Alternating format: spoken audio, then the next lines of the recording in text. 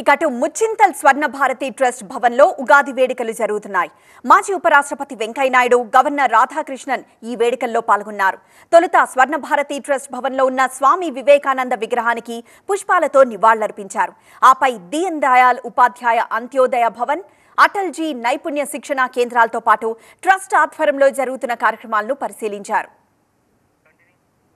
తెలుగు ప్రజలందరికీ మాజీ ఉపరాష్ట్రపతి వెంకయ్యనాయుడు శ్రీ క్రోధి నామ సంవత్సర శుభాకాంక్షలు తెలిపారు. మన సంస్కృతి సంప్రదాయం చాలా గొప్పవనన్నారు. మాతృభాషను కాపాడుకోవాల్సిన బాధ్యత యువతరంపై ఉందన్నారు వెంకయ్యనాయుడు. ఈ క్రోధి నామ సంవత్సరం మనందరినీ ఐకమత్యంగా ఉంచాలని, సుఖశాంతులు కల్పించాలని, సౌభాగ్యంతో, సౌశల్యంతో, సౌహార్దతతో అందరంగా కలిసికట్టుగా కృషి చేసి భారతదేశాన్ని మరింత శక్తివంతమైన దేశంగా, అలాగే మన తెలుగు ప్రదేశాలను, తెలుగు రాష్ట్రాలను, తెలంగాణ, ఆంధ్ర ఈ రాష్ట్రాలను కూడా అభివృద్ధిలో వేగంగా ముందుకు తీసుకెళ్లాలని చెప్పని కోరుకుంటున్నాను. మన కొత్త సంవత్సరం ఉగాది నాడు మనమంతా నూతన సంకల్పంతో సంసిద్ధులు కావాల్సి ఉంది. ఈ పర్వదినాన్ని ఆంధ్రప్రదేశ్, తెలంగాణ, కర్ణాటక, మహారాష్ట్ర తదితర ప్రాంతాల్లో విశేషంగా జరుపుకుంటారు. వివిధతా మే ఏకత, భారత్ కా విశేషత, అలగ్ భాష అలగ్ వేష్ ఫిర్ భీ అప్నా ఏక్ దేశ్ అని మన పెద్దవాళ్ళు చెప్పారు. భాషలు వేరైనా, వేషం వేరైనా, మతం వేరైనా, మన దేశ ప్రజలందరం మనం ఒకటి. మాజీ ఉపరాష్ట్రపతి వెంకయ్యనాయుడుతో కలిసి ఉగాది వేడుకల్లో పాల్గొనడం సంతోషంగా ఉందన్నారు governor Radhakrishnan. Bharat super power గా ఎదుగుతోందని, ఐక్యంగా అభివృద్ధి పదంలో ముందుకు వెళ్లాలన్నారు governor.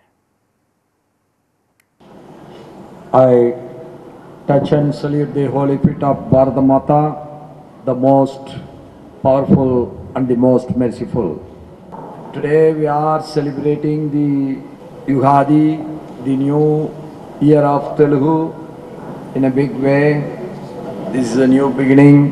Really very pleased to be with you, that too with our Venkaiah Naidu Garuji, our former Vice President of India, who is always interested in making India the most powerful nation.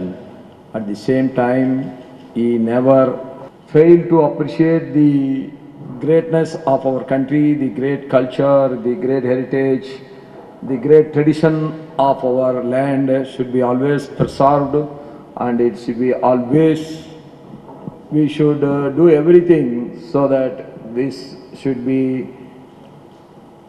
taken for the centuries to come. That is his intention on this day.